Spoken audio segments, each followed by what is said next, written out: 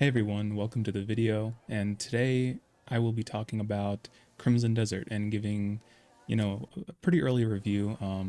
While I have around 12 hours in the game, it's a 100 plus hour title. The game's been out for a couple days now, and I've been putting some hours into it. I'm gonna keep this video pretty short and simple, get to a lot of the main points, and just tell you my overall thoughts so far. First off, this game isn't for everybody. I've seen others talk about that and say that, and I definitely agree. It's not for everybody. But I would say I am liking it. I am liking it a lot. I think it's definitely my kind of game where I can just sink my teeth into it, walk around the world, run around the world, take on different kinds of quests, and explore this land, right? And that's something that the game kind of shows you early on is that it's very vast. There's lush forests, and then there's prairies, and then there's a desert in the distance, which I haven't even gotten to yet. But the land itself is beautiful, and the game looks amazing. The wind and the way the trees ruffle, and the particles that come up off the ground when you run or when you're fighting in the grass. It's very nice to look at. The selling point of the game is the open world. So like I said, I have 12 hours in. I will say the first 6 hours or so, it's a little bit of a drag. The game tries to sell you on this like narrative point, or like force you, not even force you, but leads you onto the narrative and the main missions. And I would encourage you to do those missions to kind of get them out of the way and to have the world open up a little more. No spoilers, but there's a kind of a point, at least, where you finish like the first couple chapters, and you establish a little place where you can stay at. That's kind of the point where I got to on the main story, and I started doing everything else. I started doing side missions and quests and the bounties. So that's what I would recommend. But to be honest, the story isn't grabbing me too much. I don't really know what's going on. I know the characters and I know some premises about the land, and that's good enough for me.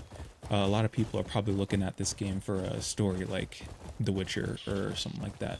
And I've seen other people talk about the game in a similar way, and that's not really what you're gonna get out of this. This is more of just like an open world.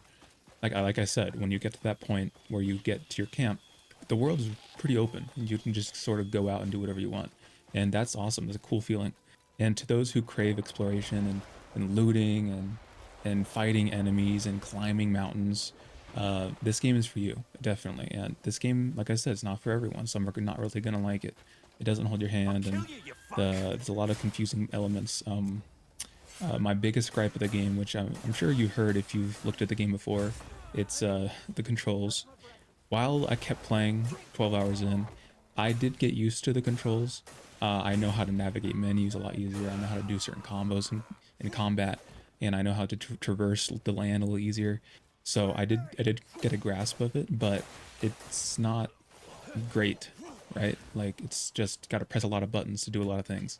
And then the developers did put out a thing today saying that they are looking into issues in the controls. So we'll see if that gets better. I'm not too concerned about the controls. Like, yes, that is a very big hindrance because that's the fundamental part of the game, but that seems like it's something very fixable.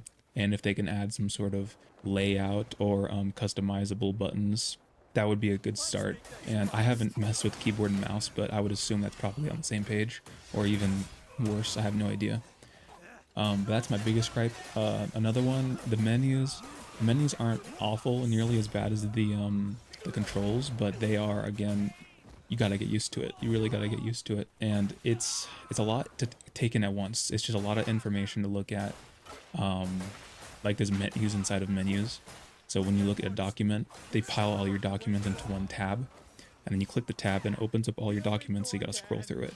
And then just to get from the map to like your journal to look at quest, it doesn't really work great. So you gotta like tab over to the journal and then scroll through the journal, like the area you're in, and then the faction, and then there's quests within the faction. Or if you want to go to the map, you scroll to the map, and then there's different tabs inside the map. There's an all, and then there's quests, and then there's factions. There's a few like that.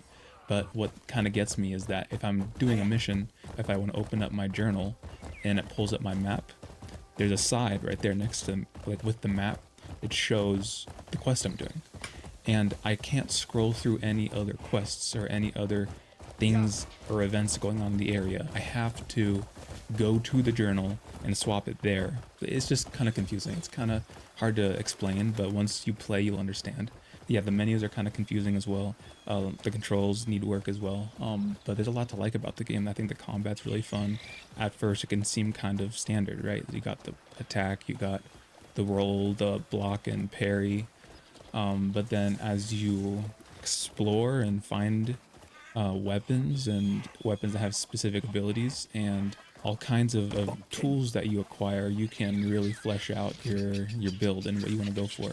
I defeated a boss pretty recently and I got his weapon and I've been having a lot of fun using that.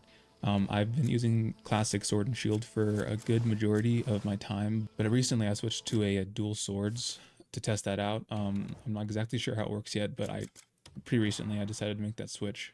But what the game really is, it's kind of just a sandbox. It's you get a quest, you do the quest, and it's kind of it. You just keep getting something to do. You get, labor, or you get a job, and then you go and do the job. You return, get your payment, or get some sort of item, and then you make your way to the next one. And then it sends you out to journey, and it sends you out to explore, and then you talk to new people. So it's not an amazing story game. It's kind of just like oh, you're the main character? You're the guy? Okay, take this item. It will help you. Take this item. It's going to be of great benefit. So it's kind of like old school and it's kind of like it's unapologetic in what it is, which is fine. It's cheesy in a way, but it's part of the charm. But for what the game is, open world, vast lands and traveling, it's really fun. I'm having a great time with it. There is problems with the game, but I'm having a good time. For $70, it is very steep, but for someone like me, I'm liking the game a lot. Uh, and knowing that I'm only 12 hours in and it's a 100+ hour game, and to be honest, I haven't explored too much out of like the first area that you get to. Like I have gone out to other areas, but like I'm doing most of the stuff I can around the first area where you start off. So I haven't really touched 80% of the map, and the map is huge. And I am very excited to explore it because I've seen a lot of cool stuff in the trailers. I've seen heard a lot of good things from people, and flying dragons around the map, and seeing these huge giant creatures. I am very excited to explore it. But it's just a game that you're gonna sit there and play. Some will find it very boring, and some will find it hard or tedious.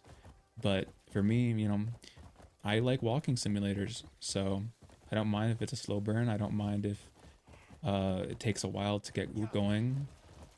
I'm liking it. So if that helps you make a decision on if you're wanting to get the game, uh, yeah, I hope that is of some benefit.